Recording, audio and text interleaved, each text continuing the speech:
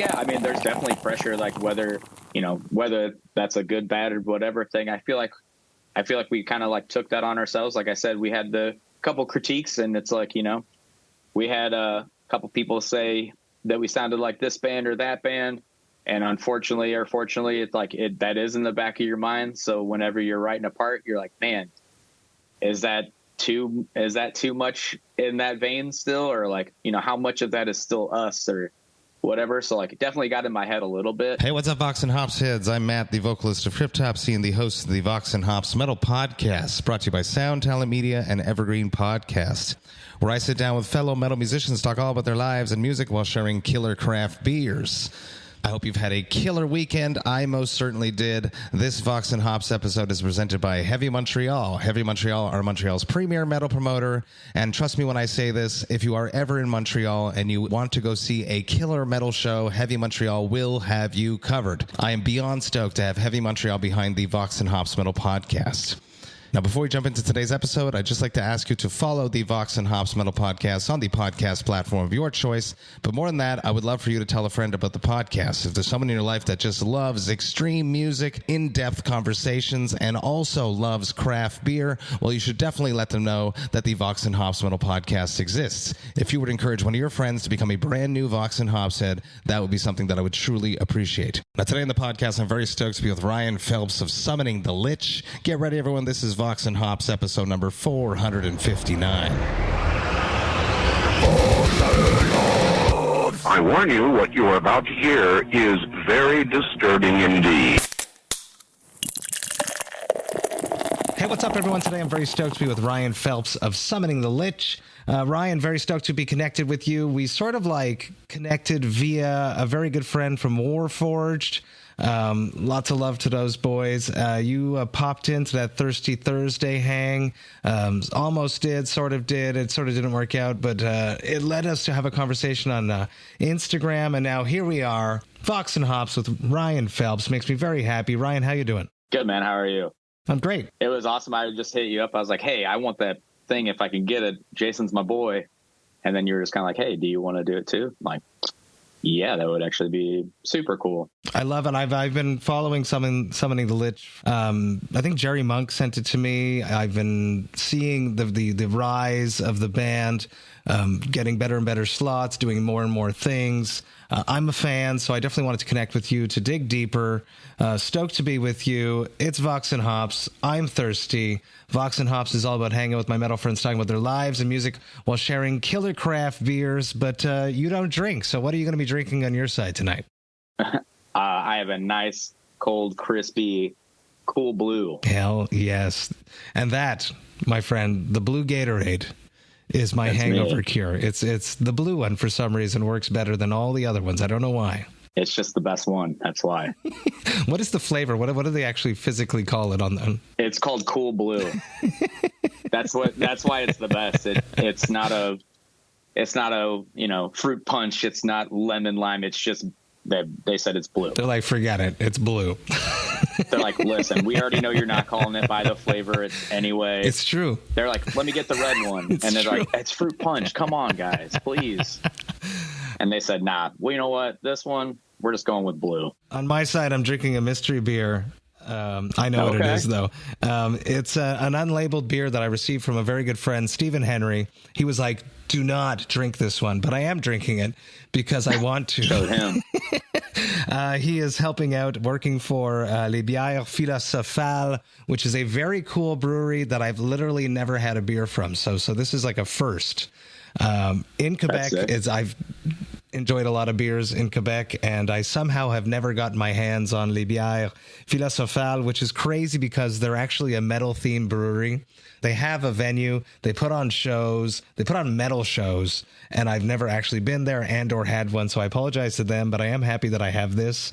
And this is a weird one. This is their Feu Fatal. It is which means a fatal fire.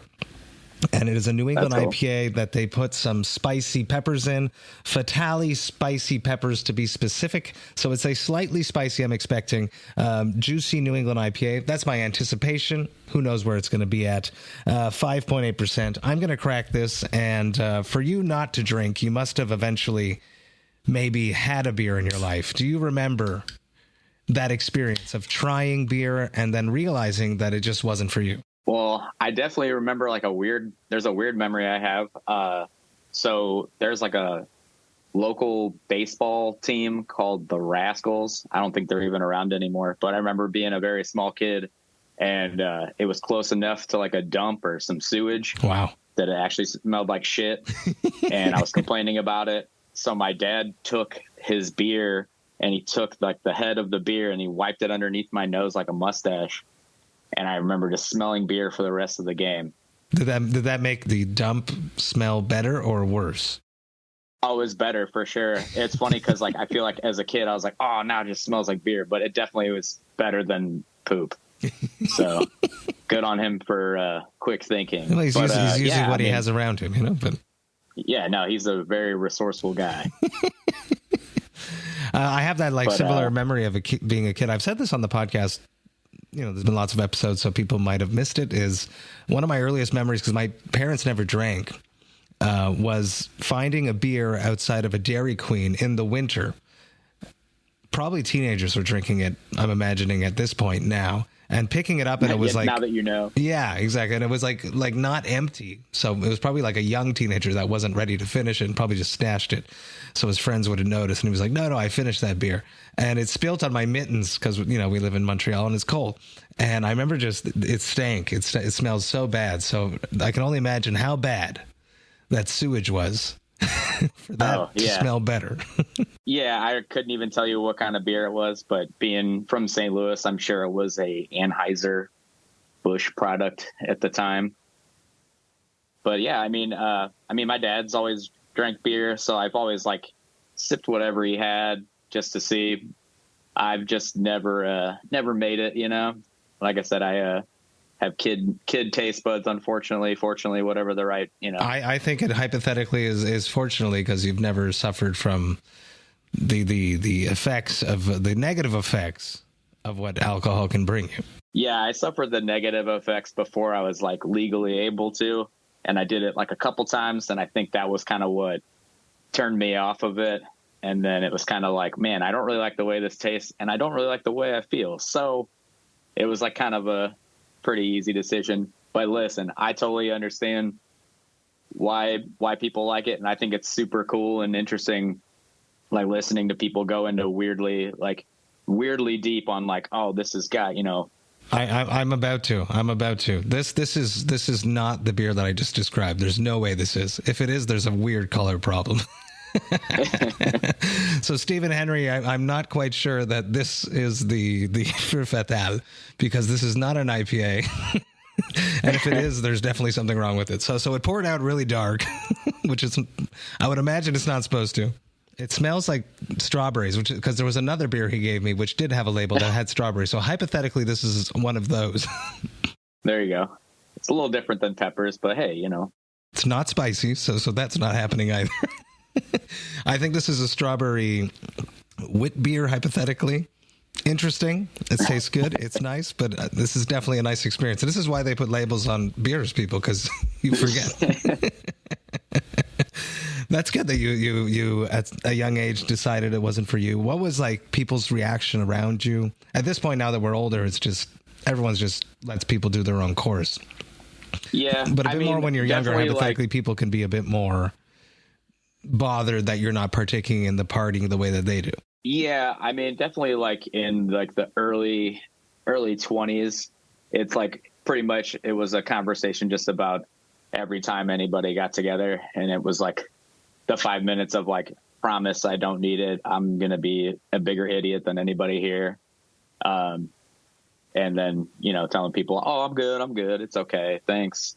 But honestly, like it's always been fine. I mean, yeah, you get like somebody get fired up about it, I guess, like when we were younger. But yeah, nowadays for sure, it's just like everybody's like, oh, that's cool, man. And that's kind of usually the end of the totally. The whole conversation. Like, sober culture is so much bigger and more spoken about than it used to be. It's definitely much more cool to be sober than a mess nowadays. Yeah, and I also think it's too like maybe just like the age thing, but like, you know, now that I'm on the other side of 30, I think now that my peers are also in that age group, people are like, you're good, man. I totally get it. I don't really want to hang over either. I just think this tastes good. Exactly. It's all about finding that balance and your own personal limit and relationship with that vice, because it is a vice. We're hypothetically poisoning ourselves each time that we partake in this action. Yeah, I just do other dumb stuff like eat candy. the taste buds of a child. So tell me about that. Let's. Do you remember your first foray into sweets? Like, what's an earliest memory of eating candy and having a sweet tooth? Oh man, day one. I mean, I pretty much, like I said, I'm just like a picky guy. Kid taste buds. I get made fun of it for everybody says, like, what are we going to get? Chicken fingers, like. Okay, so it extends into your daily dietary habits as well. Yeah, if you want to get really disappointed, you could name like 20 of your favorite foods and 18 of them I don't like. My palate is pretty limited. It's easy for touring, actually. Well, yeah, touring is weird because of my band, and we can get into that if you would like. I was just going to say that, yeah, pretty much I'm the guy that, if you've ever seen the memes of like nodding along with the waiter telling you today's specials, knowing that you're going to get the chicken fingers. I've been sent that one a few times. Poor you. Yeah, I mean, it's whatever. I don't mind it. I pretty much get the same thing pretty much wherever I go too. So like if I go to a place, like I already know what I'm getting, and I don't really venture out too much, which is lame, and I totally understand. And listen, it leaves like extra space in your brain to do other things because there's no occupying thoughts of what is happening right. What am I going to get at this restaurant? Because that decision's already made. So you can like plan ahead for like future summoning the Lich riffs or a plethora of other things. I like the way you think. That sounds way more better than whatever I was going to say. But yeah, we like my girlfriend and I, we frequent 2 Mexican restaurants, and I pretty much get the same 2 or 3 things from either place. And she's like full panic, like looking at the menu before we get there, looking at it when we start. We do can we have one more minute, And I'm like, yeah, I mean, you take your time. I'm ready. Whenever you're ready. And then I can order right now. Don't even give me the menu. So the one place that we go, the hostess there, we jokingly call her Slipknot because she was wearing a Slipknot shirt one time. And very, very nice. She like jokingly will ask if I even want a menu. She's like, do you guys need menus or do you want to just sit down? So every once in a while we get one, but usually we show up prepared, I like that. I'd like to hear about the soundtrack of your youth. It's a classic Vox and Hops question at this point. When you were growing up in your parents' or guardians' house, what music was playing when you were not in control of the radio? What music did your parents or guardians listen to? Oh, okay. This is cool. All right. So my mom was very much like into like, I call it like the 90s, like girl power mom jams. So like, like Lilith Fair. Like Alanis Morissette. And I just saw her. It was so good.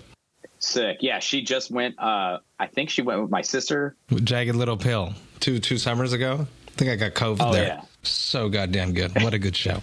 My mom went with my sister, and I think that was a Christmas gift was the tickets, and my mom was just fired up. It was crazy. That's her shit for sure.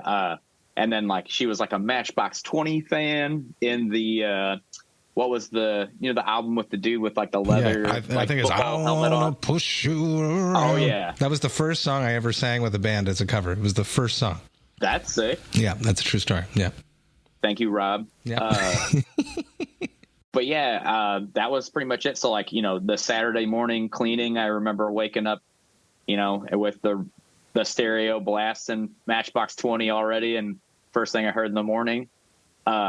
Yeah, my family was definitely like a music listening family for a family that doesn't really play a lot of instruments or anything.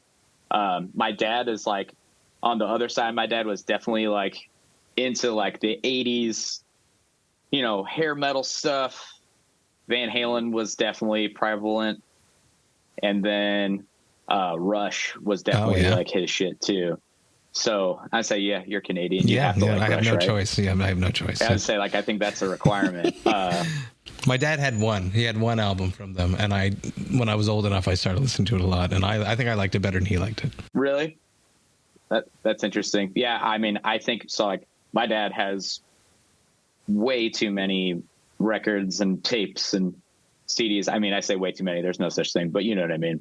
It was That's overwhelming cool, as a kid, for sure. So, like, did you have free reign and access to them, or was it a sacred thing that you couldn't touch? He definitely let me dabble, for sure. Like, when I was younger, I don't think it was like he wanted me going through scratching up all his CDs and shit, but definitely was like open to me listening to it, which was very cool. And I think that kind of helped the hunger for music thing. So I definitely got into Rush because my dad was super into Rush, and I feel like that was pretty early on. And I remember like the Van Halen stuff, you know, being pretty cool. And I think that might have been early onset, like I should play guitar. Towards the guitar, directly from Eddie Van Halen. Right, like whether that was actually like the Guitar Hero that made it happen or not, I'm not sure, but definitely was probably like an influence early on. That's super sick. Was it just like auditory, or was there also like the video aspect of it too? Because what's really cool about Van Halen was like watching him play. Not that like just listening to it it's just like watching him do it was so compelling. I feel like mostly just auditory, to be honest. I feel like I just remember like I said, like we were definitely a family that listened to a lot of music. Like we weren't like a super TV family. I don't know. We definitely watched TV and stuff growing up, but like I feel like most of the time, especially like middle school age, it was always just on like MTV and VH1 and like Fuse and stuff. I'm just like the music video, you know, it would be like whatever, like top 40 or VH1's Behind the Music or something, you know, whatever. That's cool. It was. It's like a little like something that kids have everything now. I was going to say it's something that kids don't have. I'm an old man screaming at the clouds again. Oh no, for sure. Like it's definitely probably different now because now you have the internet and whatever. But I feel like at the time the internet, even if it was there, was not really like where I was going yet. Mm-hmm. What would have been something that you brought into the house, and how did your parents react to that band or album? So like in heavy, like regards of heavy stuff, or just outside, just in general? Just outside of what your parents were already listening to, something that probably was just a little bit outside of the mainstream. I remember like pretty early on getting into like somewhat heavier stuff. Like I had friends that liked Limp Bizkit, and I remember being like, this is kind of cool. And it was like kind of like a tough sell for my mom at the time because it was like, you know, so vulgar. Parental advisory and stuff, you know. And like I feel like it didn't even realize that they were like as like metal as they were, because I don't think I really like truly grasped it. It was just like something different, which I thought was cool, you know.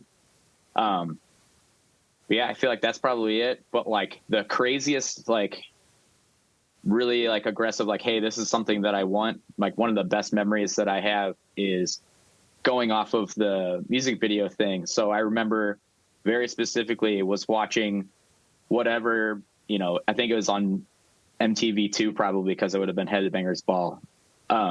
So I was watching like top 40 something. So it was playing, you know, like No Doubt or something, you know, like not aggressive or anything. And then with no commercial break, no cuts, no anything, immediately goes into Laid to Rest by Lamb of God. Oh yeah, man, I can tell you right now, dude, it blew my mind. It has that big right at the beginning, and it caught my attention, and I freaked out. I was like, what is going on? And they do the big ring out and whatever. I was like, what is happening? It blew my mind. I like truthfully didn't understand what was happening, but it like immediately hit something, and I'm like, what is going on? And then so back then, you know, on music videos when they had like the white lettering in the bottom left corner with all the information on it, I remember staring at it, remembering it, sprinting upstairs, writing it down as best as I could. I'm pretty sure I misspelled something or whatever, but I had Lamb of God and Ashes as all I got down. So then I remember like going to my mom, I was like, hey, can you please take me to Best Buy? I need to buy this CD. now. Which is also funny to think about because, like, Yes. I went to Best Buy not too long ago, and they don't have hardly any CDs. Back then, Nothing, it was yeah. almost the entire store was just aisles True. and aisles of music. But yeah, and I remember buying it, and it had a parental advisory sticker, and it was kind of like, hey, can I get this? I'm not sure. And then she's like, that's fine. We'll get through it or whatever. And I immediately put it on Laid to Rest because that was the song. And I remember just like driving home, and then it was like this awkward like 30 seconds of him just screaming, say who gives a fuck?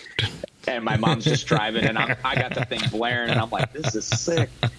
But yeah, that's probably one of the earliest like self-purchased like heavy things. And I remember that being like, my mom didn't 100% get why I liked it, but they've always been super supportive of like me doing the thing, you know?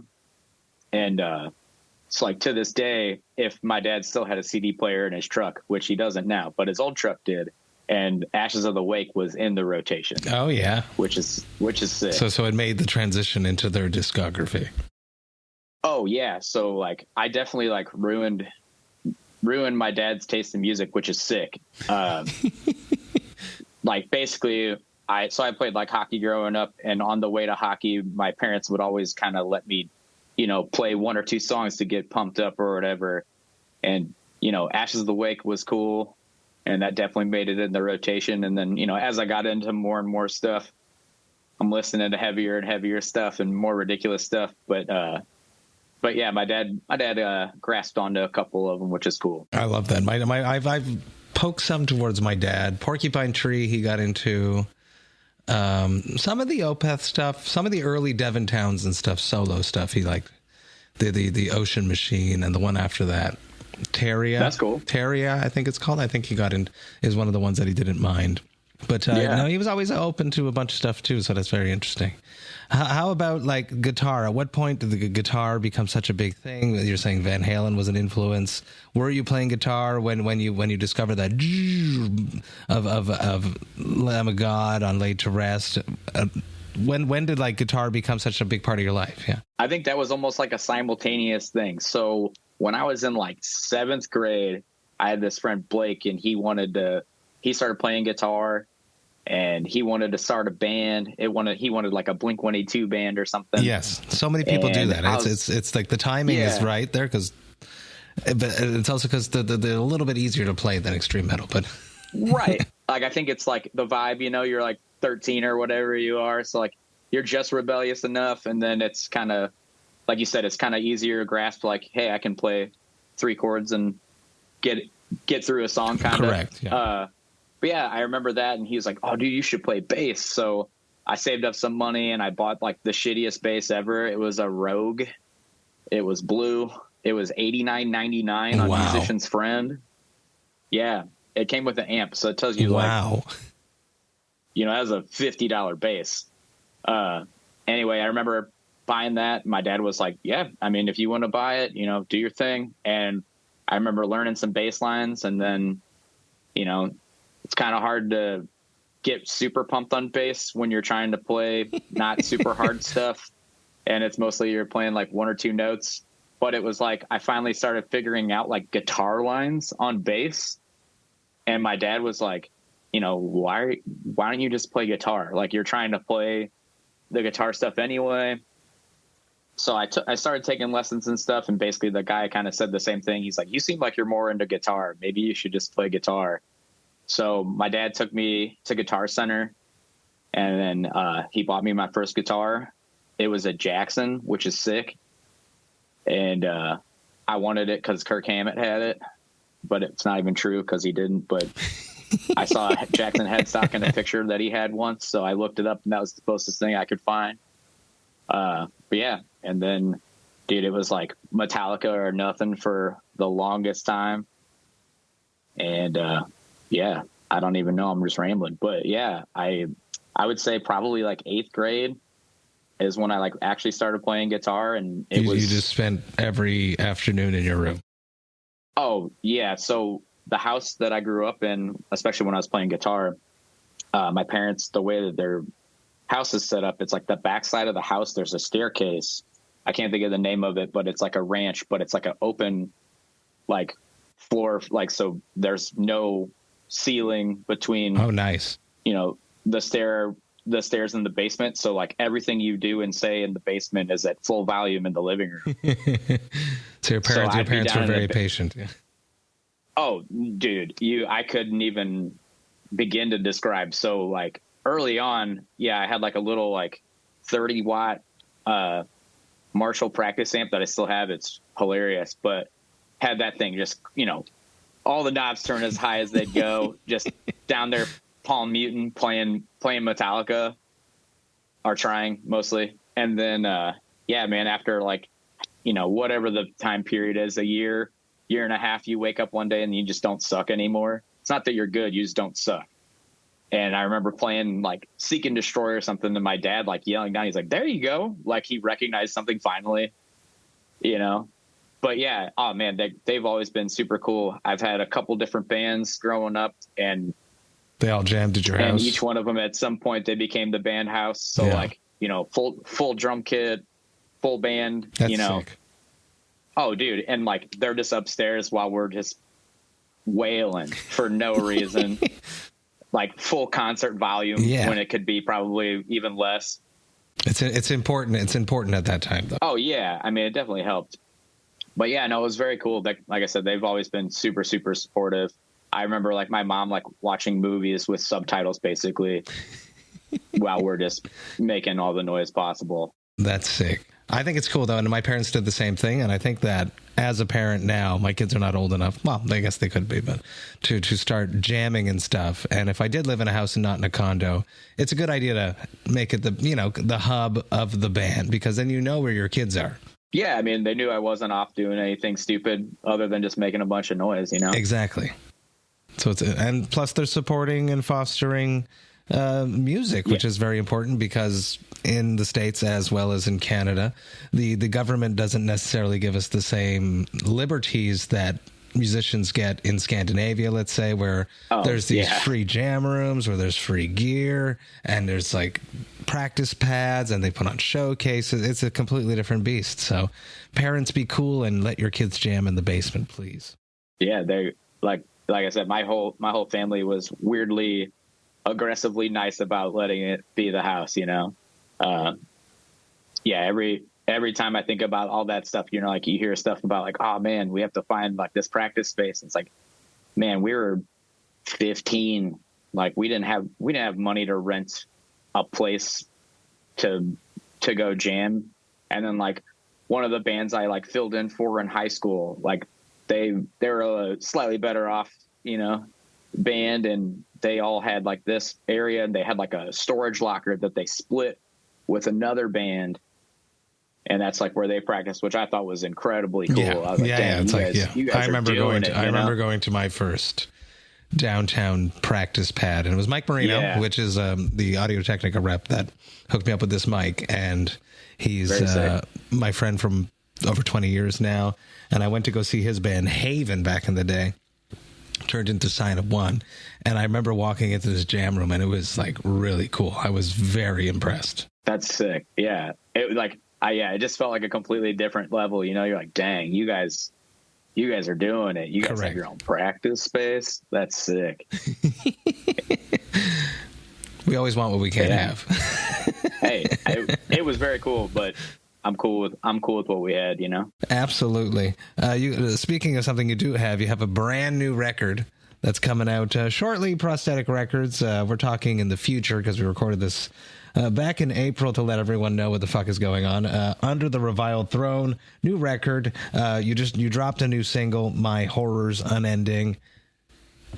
Talk to me about this new record. Talk to me about it taking too long, about Prosthetic being cool and giving you ample time to fulfill this option that they chose to give you, which is a good thing. And people have to understand this, that when a record company gives you a record deal, there's options, and the option tends to be the record label's decision. So they could choose not to release your next record. So it's cool. And obviously Steve Joe's a legend, and I love him very much, and he's awesome from Prosthetic. And of course he picked you up because you guys are killing it.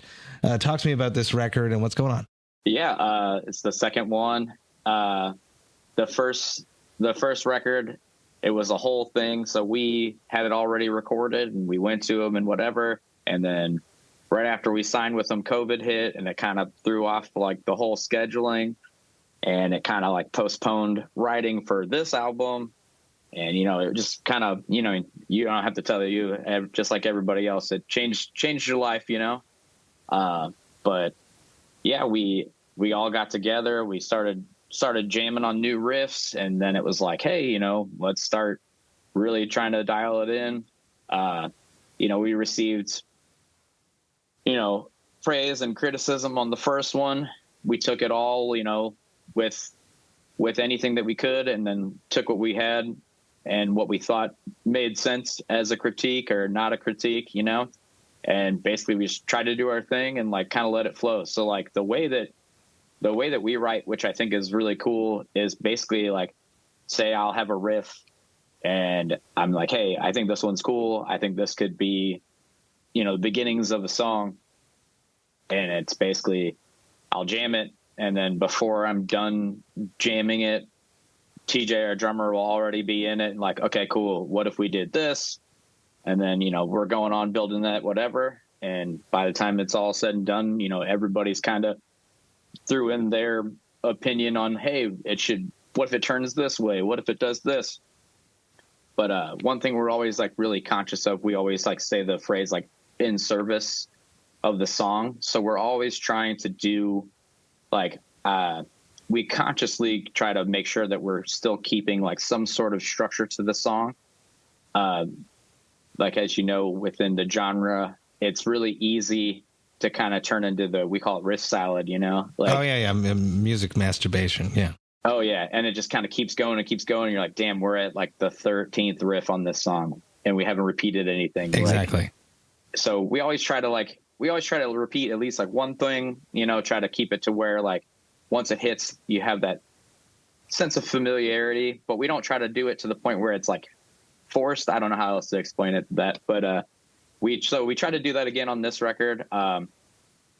We I jokingly always just say like, so we tried to go make the heavy parts heavier, the faster parts faster, the slower parts slower, the cleaner parts cleaner, just kind of just push the boundaries of what was kind of already there. I feel like this album kind of ended up a little darker. I don't want to say the words blackened because then I'll get attacked by the black metal guys. But no, we're allowed. No, all the death metal bands are doing it. They're all picking into the black metal riffs. Yeah, and like I played like one chord that I thought was like kind of like a black metal chord. God forbid we put some textures into our chords, Yeah, exactly. I went one more string or two more strings further than I should have, But no, yeah, it was just kind of doing, like I said, I don't want to say just doing the same thing because that makes it sound not exciting, but it definitely has our flavor, I would say. But we definitely got a little more creative, like you said, textures. I feel like guitar wise, for all the guitar nerds out there, I definitely dabbled in more chords on this one. So like I'm not the most proficient at big chords and big chord changes. So it was something I was kind of messing with and just kind of unintentionally stumbled on cool ideas because I was messing with chords basically. Was that just you like on your own in the studio, like sitting where you are basically right now with the guitar in your hand, just messing around? Yeah.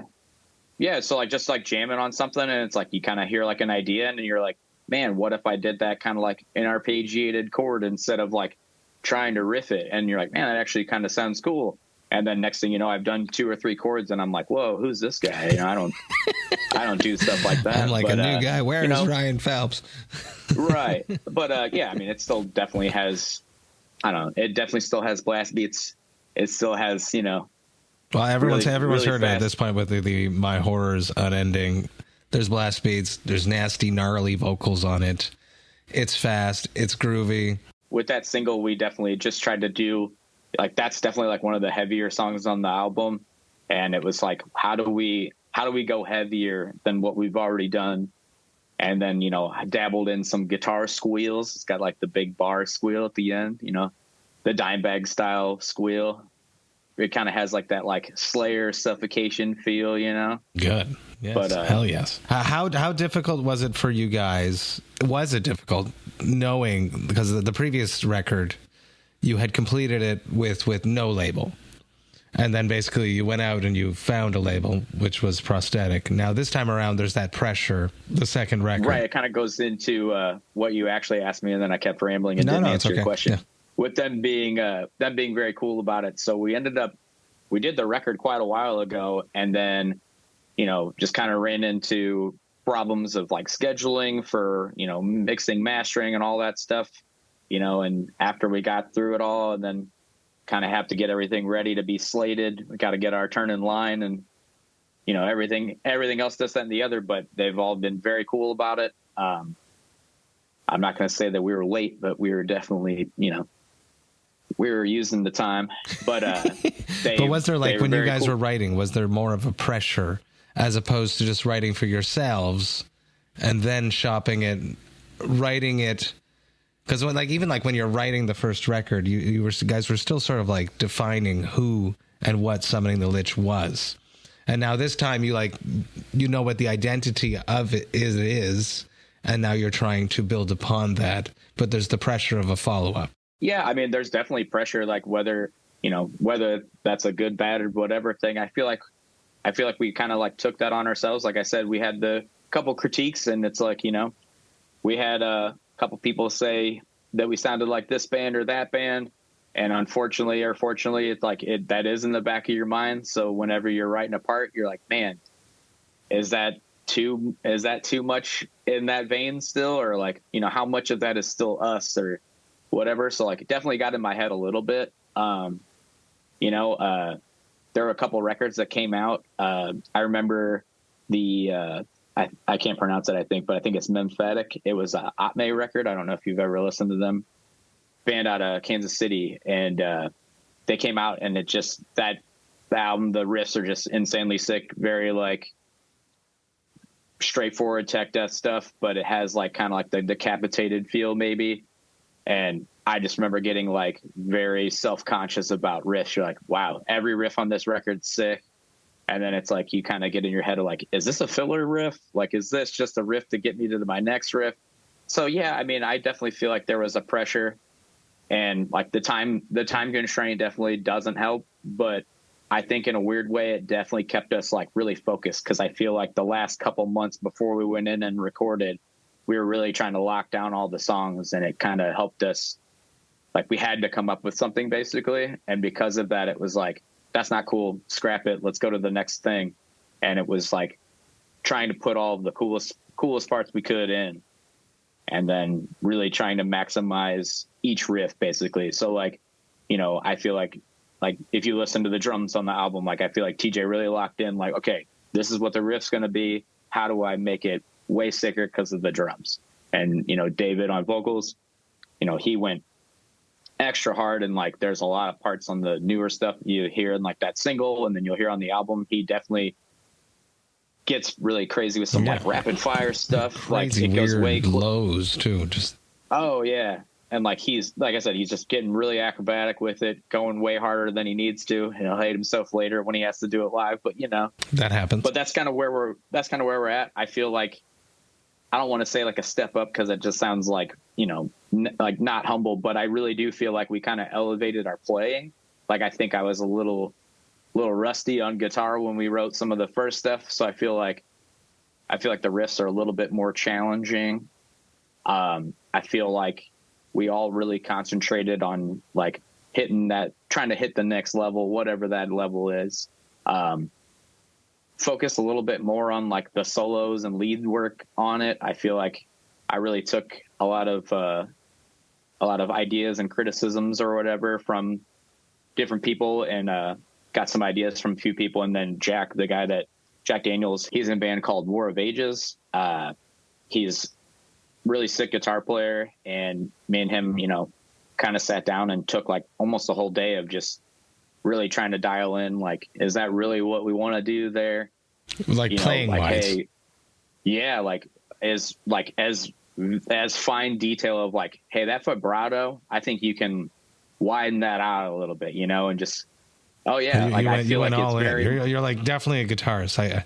Chris has like the same plague and demons of really caring about the critiques and really caring about imagining. Like he like imagines all of the worst things that the haters will say before we do anything. Oh, yeah, dude, it's so funny, and it's like I don't want to like call him out or anything, but like, yeah, there was a review, and the guys that did the review, one of the guys was wearing a mortician hat, and I remember like the second that I clicked on the thing, like, I saw the guy's like hat. this. I was like, oh, this dude hates my band. And then they like started talking about the album, and then like they started saying some things like, oh, they're being pretty nice, and then it took the turn, and they're like, all right, and now our criticisms, and it was like, damn, and like everything they said, it's like, man, I can see that, you know, like, damn, that's okay. And they're like, I'm not gonna say like hurt my feelings, because like obviously like it's not going to be everybody's, like, I don't want it to be, well, I mean, I guess I do want it to be, I want it to be everybody's favorite album. That would be sick, but like, you know, that's obviously never going to happen. But we ended up, you know, playing a show. So like they're out of like Detroit, and two of the dudes actually came out to our show and saw us live. And the guy was like actually super cool. And I told him about it. He's like, oh, we didn't hate on you, man. We were just, you know, saying what we thought. I'm like, hey man, I appreciate it. I really do. It kind of, all I heard was the hate. Yeah. Oh, well, and it's like, and it got in my head. Like I said, I truthfully heard it. Like they compared us to the Black Dahlia Murder, which is a very common thing for us on that album, which I totally understand. You know, blast beats, semi-melodic guitar lines, and like the high screams and low screams. Yeah. You're pretty much there. And, you know, I'd love that band. So like, it only like half hurts my feelings, because like if you're going to be compared to a band, why not one of the sickest ones there is? But it's at the same time, when people are saying that it's just a Black Dahlia Murder album, it's like, man, one, don't dog them like that. Two, like I like to think there's a little something else, you know. But yeah, no, and we, like I said, we go through the whole thing, and we were really conscious about it. And like I said, I got down to like really nitty gritty stuff of like, you know, TJ doing fills where he was like, which one do you think is cooler? Because like this one I feel like does this and that. Wow. And it's like, dude, and you're like, dude, I know what you're saying and I hear the difference, but it's like, you got to play them this much. It's this much of the whole song, and it sounds sick both ways. I think it's, you know, I think it'll be all right, but I totally feel like we got kind of nitty gritty on it, which is cool.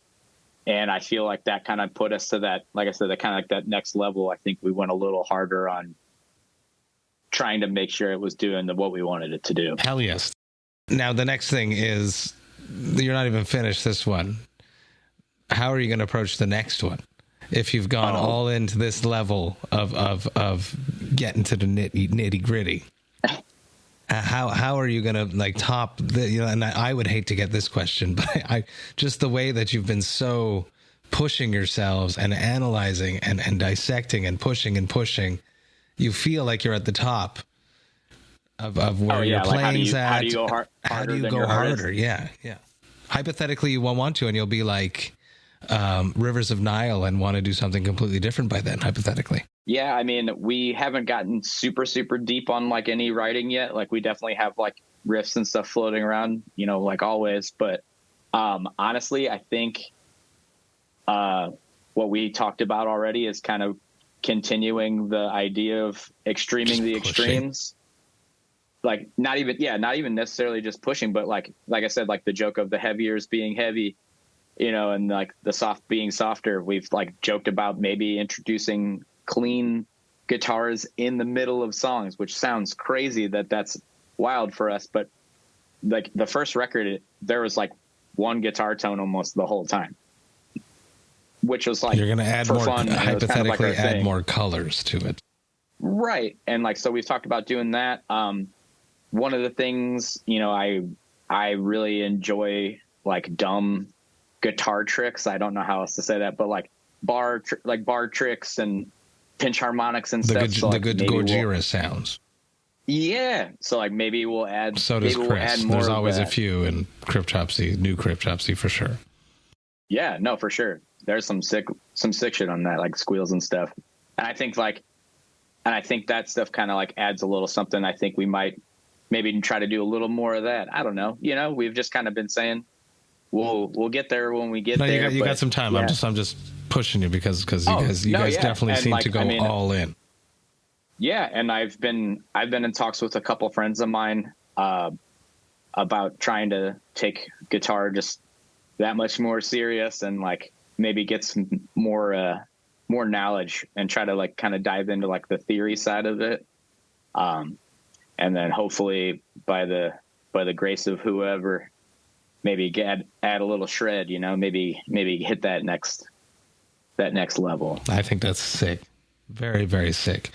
I like making beers. It's something that fits my brand. It fits my identity. I've released over 80 beers in the past 5 years with the podcast, with Cryptopsy, from a whole bunch of stuff. That's the perfect collab for me. What would be the perfect collab for Ryan Felps from Summoning the Lich? A not music thing? Man, I don't know. That's tough. You need like a custom set of tools. Yeah. It's so funny that you say that. Man, I work on cars and stuff, but man, I try to avoid it kind of. Yeah. I mean, so listen, well, it's not even that I don't know. It's not that I dislike it. It's just very funny. So we're not answering your question, but going into a tangent, because that's what I've been doing the whole time so far.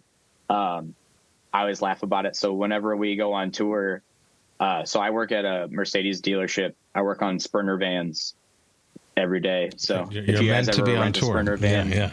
right? I say if you ever rent a Sprinter van, you have a problem, I'll help you. But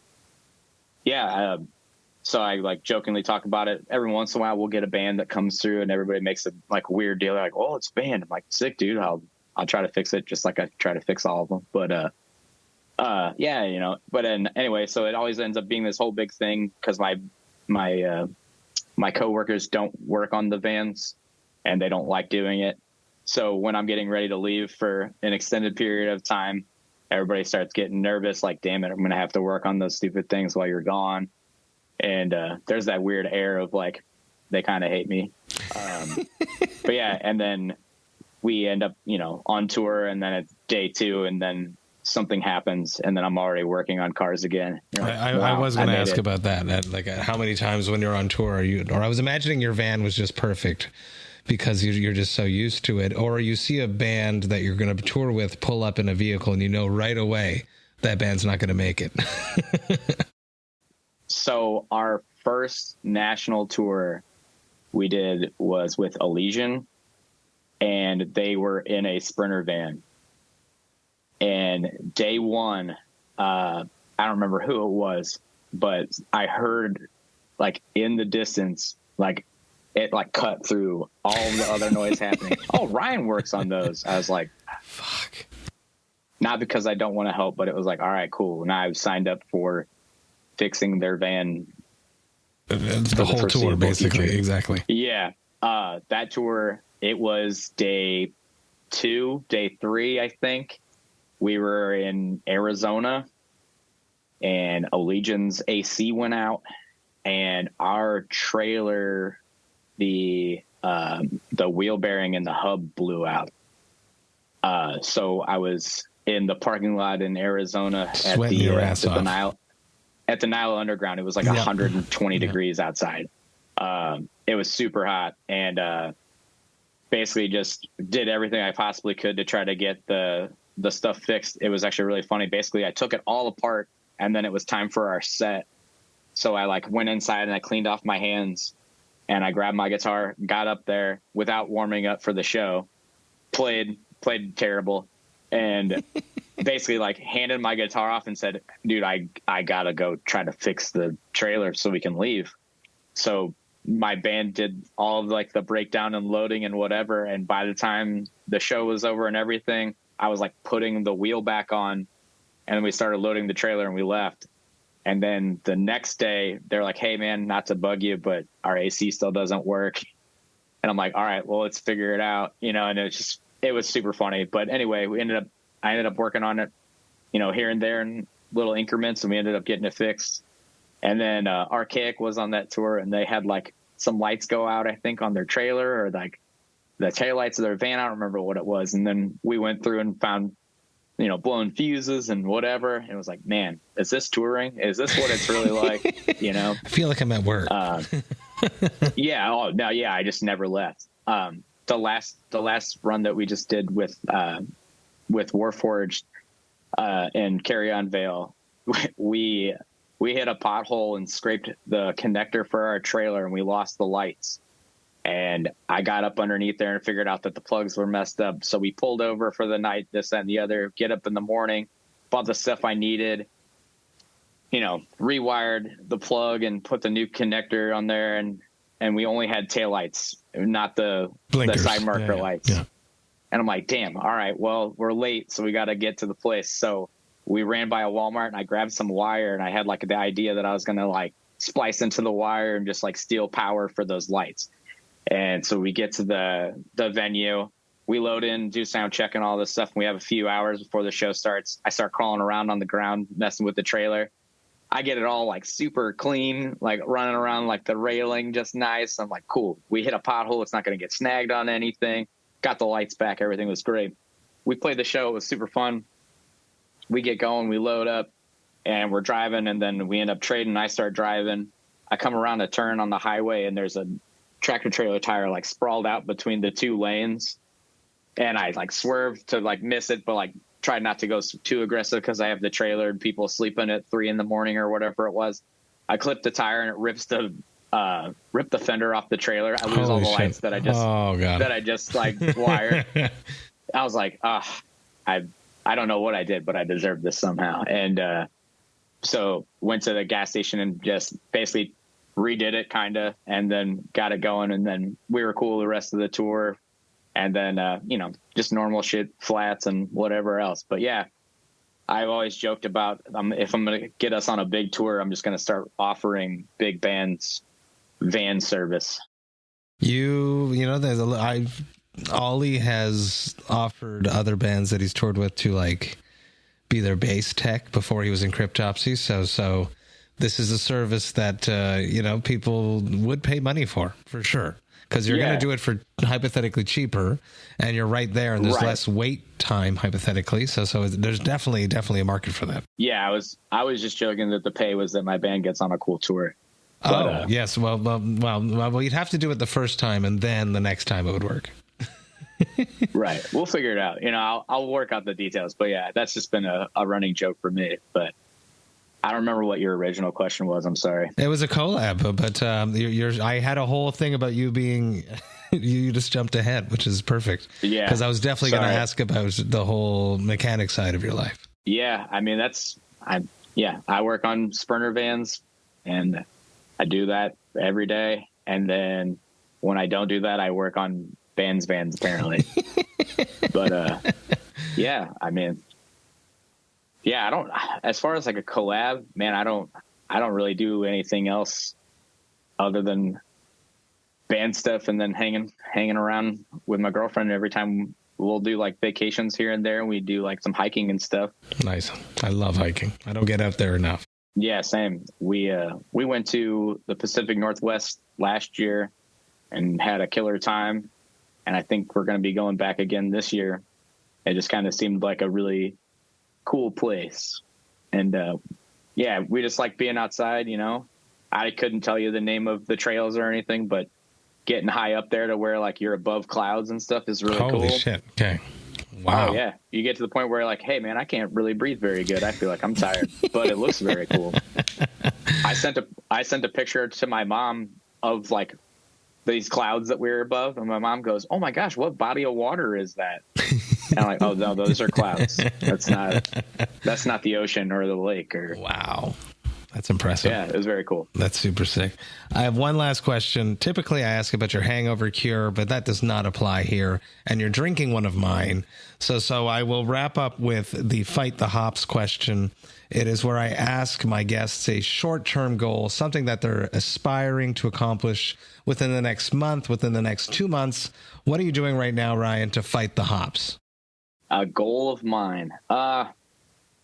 Man, I've been doing this little project with my dad. Bought an old truck. So as I just told you how I avoid working on cars and working on cars. But we pulled the motor on it and broke it all down. We're getting it, machined and starting almost from scratch, kind of. But get that maybe going would be cool. Other than that, man, it's just trying to stay afloat, trying to do fun stuff, enjoy time off. Hell yes. So am I. Ryan, thank you so much for hanging out with me, talking about your life, talking about music, talking about Gatorade Blue, talking about the new Summoning the Lich record a lot. That made me really happy that you got to talk about that, since we're releasing this in the future and people will know about it by then. I had a great time. I hope you did too. Massive cheers. Yeah, man. Thank you so much for having me. Cheers. Hey, thank you all so much for listening right to the end. You know that I love and appreciate that. Man, this was another amazing conversation. I'm so excited that I connected with Ryan. So stoked that he reached out to me via Instagram after I connected with Jason from Warforged. This was a great conversation. I booked it before I went off to Europe, and then I sat back down once I got back from Europe, and we just really connected. I find it super interesting how he always ends up working at his day job on tour, and that's something that irks him. I'm glad that I don't have to do that, because as some of you know, I work with little kids, and it would be weird to have to do that at a metal show. So massive cheers to Ryan for hanging out with me. Check out this brand new Summoning the Lich, which is coming. It's going to be massive, and I can't wait to finally play some shows with Ryan, to hang out with him face to face. Do it, people. Check out that new record. Massive cheers, Ryan. Thank you so much. The Vox and Hops Metal Podcast is brought to you by Sound Talent Media and Evergreen Podcasts. I hope you have a killer rest of the week. I will be back next week with another episode on Tuesday, but until then, remember to enjoy life, metal, and craft beer. Cheers, Vox and Hops heads.